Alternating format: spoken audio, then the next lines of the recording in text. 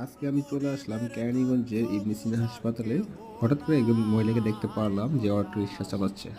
তো আর আমি আর বসে থাকতে পারলাম না। আমি আমার ফোনটা পকেট থেকে বের করে ক্যামেরা ওপেন করে তার জীবন কাহিনী জানতে চেষ্টা করলাম এবং তার কাছ থেকে কিছুক্ষণ কথা বলার পরে জানতে পারলাম তার একটা বিয়ে হয়েছে এবং তার বাচ্চা রয়েছে, 4টা বাচ্চা রয়েছে। তাদের ভরণ পোষণের জন্য আসলে সে এই কাজটি করতেছে।